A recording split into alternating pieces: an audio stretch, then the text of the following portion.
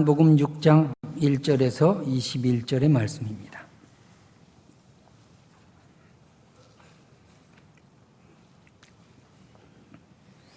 하나님의 말씀을 교독합니다. 내게 주시는 말씀으로 받들어 봉독합니다. 그 후에 예수께서 디베랴의 갈릴리 바다 건너편으로 가시매 예수께서 산에 오르사 제자들과 함께 거기 앉으시니 예수께서 눈을 들어 큰 무리가 자기에게로 오는 것을 보시고 빌립에게 이르시되 우리가 어디서 떡을 사서 이 사람들을 먹이겠느냐 하시니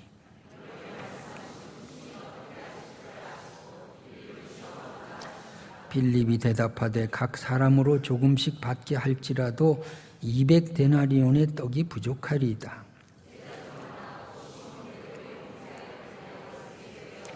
여기 한 아이가 있어 보리떡 5개와 물고기 2마리를 가지고 있나이다. 그러나 이것이 이 많은 사람에게 얼마나 되겠사옵나이까?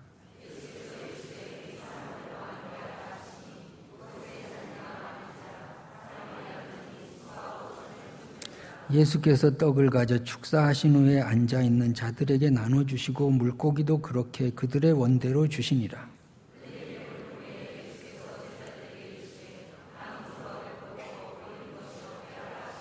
이에 거두니 보리떡 5개로 먹고 남은 조각이 12바구니에 찼더라.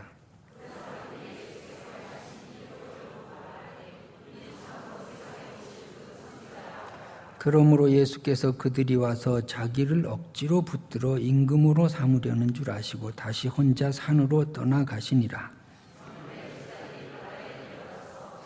배를 타고 바다를 건너 가버나움으로 가는데 이미 어두웠고 예수는 아직 그들에게 오시지 아니하셨더니 제자들이 노를 저어 10여리쯤 가다가 예수께서 바다 위로 걸어 배에 가까이 오심을 보고 두려워하거늘 이에 기뻐서 배로 영접하니 배는 곧 그들이 가려던 땅에 이르렀더라. 아멘.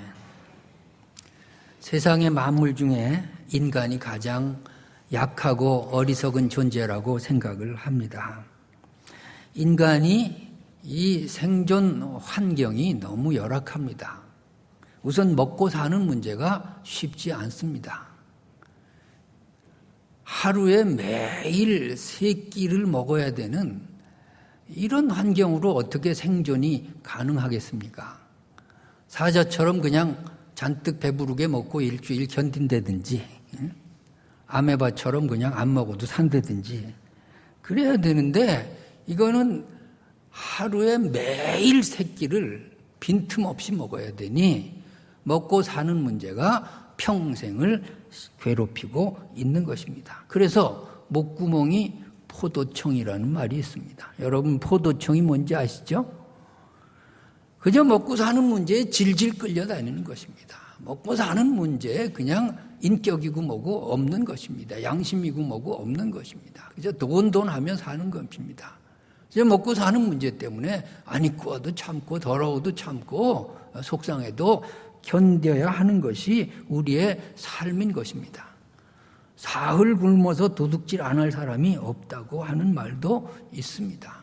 모든 나라들이 먹고 사는 문제에 경쟁하고 있습니다. 영국의 브렉시트가 왜 생겼나요? 먹고 사는 문제죠. 일자리 경제 문제 그런 거 아니겠습니까? 2014년 유엔 식량 농업기구 자료를 보면 북한 주민이 2011년에 하루 섭취 열량이 2103kcal예요. 그리고 남한 주민은 3329kcal예요. 그리고 세계의 평균 섭취 열량은 2870이에요. 그러니까 남한은 배 터져서 죽고 북한은 배 골아서 죽고 죽는 건 마찬가지죠.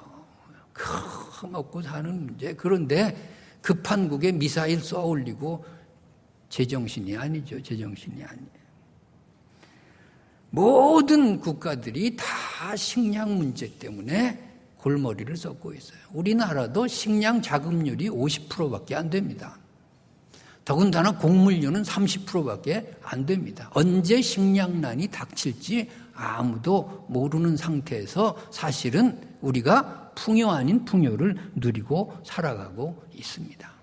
먹고 사는 문제는 돈이 좀 있는 사람이나 없는 사람이나 똑같이 당하고 있는 문제인 것입니다. 그런가 하면 인간은 이념과 사상과 종교의 노예가 돼가지고서 살아가고 있습니다. 사람이 자기 혼자 독립적인 어떤 존재가 아니에요. 어떤 이념에 감염되어 있어요. 어떤 사상에 물들어 있어요. 어떤 종교에 치우쳐 있어요.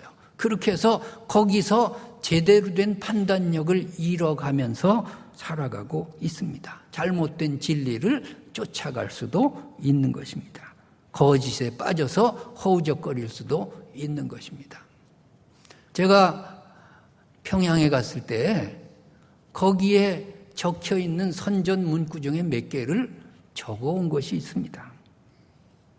그 중에 몇 가지 이런 것이 있어요. 백두산의 아들 김정일 장군님을 1000만 번 높이 받들어 모시자. 또 다른 데 보니까 세상에 우리는 부러울 것이 없어라. 또 다른 데 보니까 우리는 행복해요. 수령님 덕분에. 뭐 이런 것들이에요. 얼마나 불쌍해요. 얼마나 비참해요. 얼마나 측은해요. 그게 우리 눈에는 말이 안 되지만 거기서 계속해서 1000번이고 10,000번이고 세뇌 받으면 그냥 그런 줄 알고 산다니까요. 그런 줄 알고 살아요. 그게 인간이에요. 그게 인간이에요. 그러니까 북한은 하나의 이념에 종속되어 가지고 노예처럼 사는 거예요. 남한은 어떠냐? 우리나라는 그죠? 이념이 하나는 아닌데 2개, 3개, 4개로 쪼개져 가지고서는 거기에 속해 가지고서는 서로 싸우는 거 아니겠습니까? 거기 진리 비진리가 어디 있어요? 정의 불의가 어디 있어요? 내가 속한 편이 진리고 남은 다른 사람은 불의한 거죠. 정치권의 싸움이 그런 거죠. 백성들이 보면 다 틀렸는데 결국은 자기네들만 옳다 그러는 거 아니에요. 노사 간의 싸움이 그런 거 아니에요. 그저 아수라장이고 난장판인 속에서 이념 대립 속에서 살아가고 있어요. 그래서 항상 주말만 되면 광화문과 서울시청이 데모 소리가 끝일 날이 없고 확성기 소리에 잠을 못 자고 이러면서 살아가고 있는 것입니다. 동성애자들 그 사람들이요 거기에 빠지면 뭐가 옳고 그른지도 몰라요. 자기들이 틀렸다고 생각하나요? 아니에요. 우리 보고 잘못됐다 그러는데 그게 인간이에요. 그게 사람이라고요. 얼마나 불쌍해요. 특별히 종교의 노예가 되면요 이단들에 빠지는 거 아니에요. 지금은 신천지가 상당하지만 옛날에 통일교가 굉장했죠. 통일교 초창 시절에 이화여대 학생 몇 명이 빠졌어요. 발칵 뒤집혔죠. 김한란 박사 시절에. 기독교 학교에서 이 말이 안 된다. 그래가지고 걔네들 구출하러 진상조사위원회가 설치돼가지고 교수 몇 명이 통일교에 갔는데 그 사람들이 또 빠져버렸어요. 교수들이 매수됐어요. 세상에. 인간이 지식이 뭐예요 도대체? 인간이 배웠다는 게 뭐고요? 윤리가 뭐냐고요? 얼마나 나약해요? 얼마나 불쌍해요? 얼마나 비참해요? 신천지 말도 안 되죠. 이만희가 무슨 보혜사예요? 그런데 빠지잖아요. 거기 무식한 사람들만 있나요? 배웠다는 사람들도 빠지잖아요. 거짓말을 교리로 내세우는 이 집단이 흥왕하잖아요. 인간의 어리석음의 결론인 것입니다. 사람이 얼마나 약해요. 여러분 술 친구 옆에서 자꾸 찝쩍거리면 술 중독되는 거예요. 도박하는 친구들하고 어울리면 나중에 도박판에서 빠지게 돼요. 친구 잘 사귀시기 바랍니다. 교인 잘 사귀시기 바랍니다. 내 옆에 누가 있나 살피시기 바랍니다. 그냥 빠져드는 거예요. 빠져들어서 뭔가 모르는 거죠. 모르는. 그 또래 집단화되면은 모르는 거죠. 그저 무슨 유언비어가 있으면 확인도 안 해요. 그냥 내 편이 얘기하면 그냥 믿어버려요. 그렇게 약해요, 인간이. 확인도 안 해. 그래서 나오는 게 히틀러가 나오잖아요. 어떻게 그 독일 지성사회에서 히틀러가 정권을 잡아요. 말도 안 돼. 그런데 그렇게 빠지잖아요. 미국 같은 사회에서 어떻게 트럼프가 후보가 되나요? 말이 안 되는데 말이 되잖아요. 이게 인간이에요. 이게 인간이에요. 불쌍하고 비참한 존재예요. 그런가 하면 자연 앞에 무기력해요. 뭐 달나라 가고 무슨 우주를 미국의 산불 하나도 못 잡아요. 못 잡아. 그게 인간이에요. 그게 인간이에요. 모기 퇴치법도 없어. 여름에 모기 때문에 아주 시달릴 거예요. 무엇을 해놨다는 걸까요? 도대체 자연재해 앞에 속수무책이에요.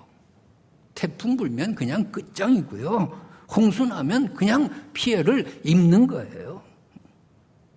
인간이 제 노력으로 살 길이 없어요, 사실은. 인간이 살 길이, 바르게 믿고 바르게 살 길이 있다면 예수 믿는 길밖에 없어요. 예수님과 함께 사는 길밖에 없다고요. 그것을 오늘 본문이 가르쳐주고 있는 거예요. 오늘 본문은 두 가지 사건이 극명하게 대비되고 있는 거예요. 떡이 없어요. 예수님께서 빌립에게 물으세요. 어떻게 하겠느냐? 여러분, 빌립은 제자들은 경제 전문가가 아니에요. 떡 만드는 사람이 아니에요. 대책이 없죠. 빌립처럼 하면 되나요? 뭐 200데나리온이 있어야 돼요. 200데나리온, 한 데나리온이 하루 품삯이니까 한 1년에 3분의 2 정도 연봉이 있어야 된다는 건데 뭐 우리가 뭐 돈 있다고 되나요? 사올 데가 없습니다. 떡을 만드는데 하루가 걸립니다. 떡을 운반할 차가 없습니다. 계속 나올 텐데요. 결국은 불가능해요. 자, 그런데 안 될 일이 예수님이 계시니까 되잖아요. 불가능한 일이 예수님이 계시니까 가능하게 되잖아요. 이것이 예수 믿는 거예요. 내가 불가능해요. 내 힘으로 못해요. 그런데 예수님이 거기 계시니까 오병이어의 기적이 일어나잖아요.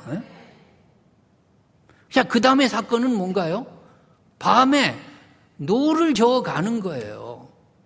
이거는 제자들 전공입니다. 제자들은 어부 출신이에요. 풍랑 얼마 있어도 그까짓 거예요. 근데 자기 전공이고 자기의 평생 했던 일인데 예수님 없으니까 안 되잖아요. 예수님 없으니까 그냥 죽잖아요. 중요한 건 내 지식도 아니고 노하우도 아니고 능력도 아니에요. 여러분의 인생에 예수님이 있으면 될 것이고 안 될 것이면 예수님 없으면 망할 거예요. 예수 믿으시기 바랍니다. 예수님과 함께 사시기 바랍니다. 예수께 맡기시기 바랍니다. 우리가 살 길은 예수님께 맡기고 사는 거예요. 그래요. 빌립처럼 계산하면 안 돼요. 안드레는 예수님께 맡기는 거죠. 어린아이의 보리떡 5개, 물고기 2마리를 가지고 요거 있습니다. 주님 어떻게 해주세요. 안드레는 믿었어요. 안드레는 믿었다고요. 주님이 말씀하시면 해답도 있을 거라고 믿었어요.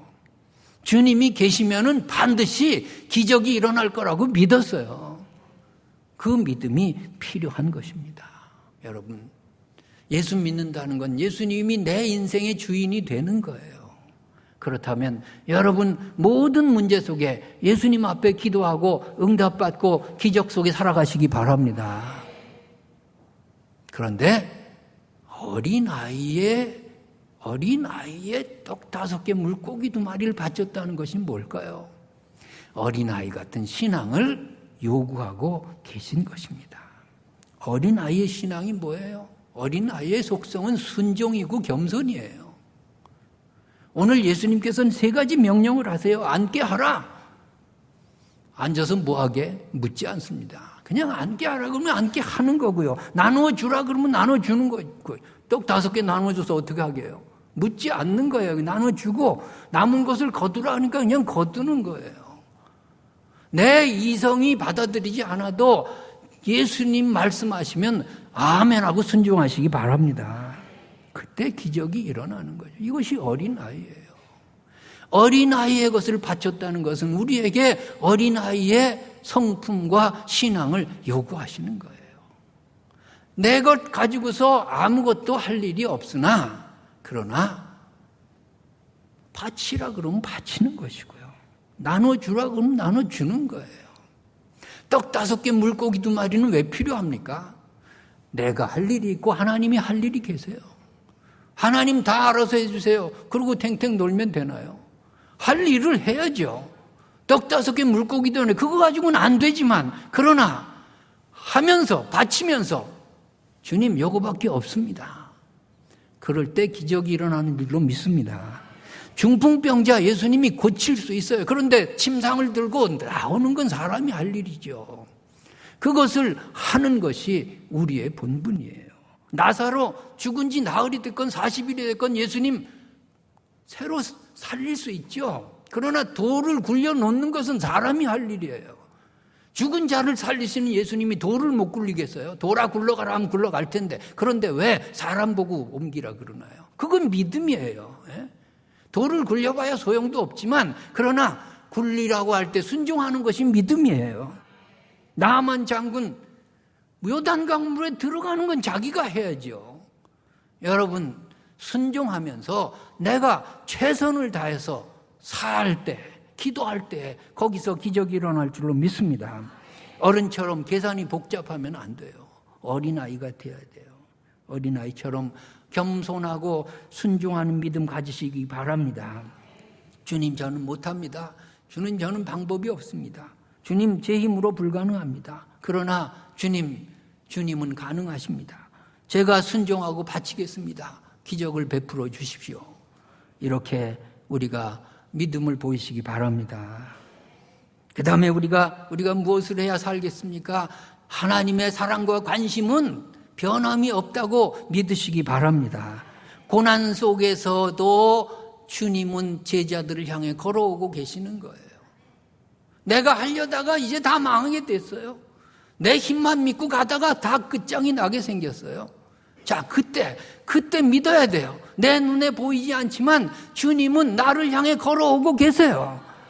주님은 나에게 관심을 가지고 사랑을 끊지 않으셨어요. 그것을 믿으시기 바랍니다.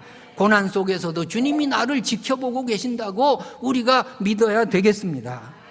제가 아이들 어렸을 때 어린이 대공원에 데려간 적이 있습니다. 아이들은 신나게 다른 애들하고 놀죠. 내 눈이 아이들을 떠나지 않아요.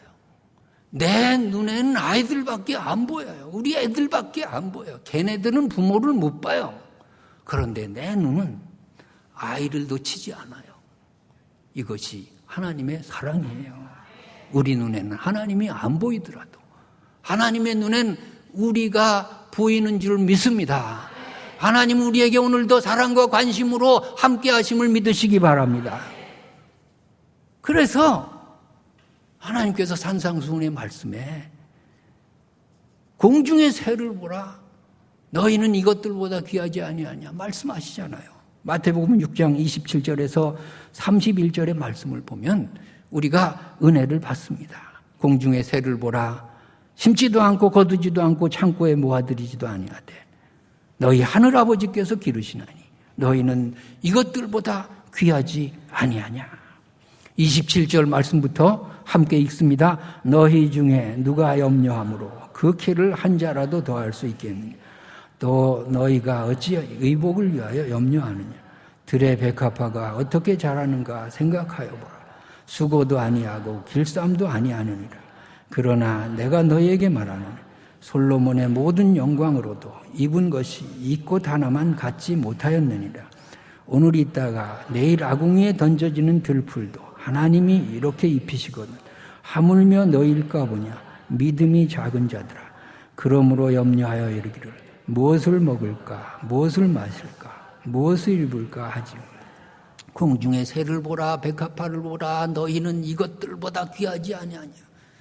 세상 모든 미물이라도 하나님이 다 살게 만들어 주셨어요. 하물며 너희일까 보냐.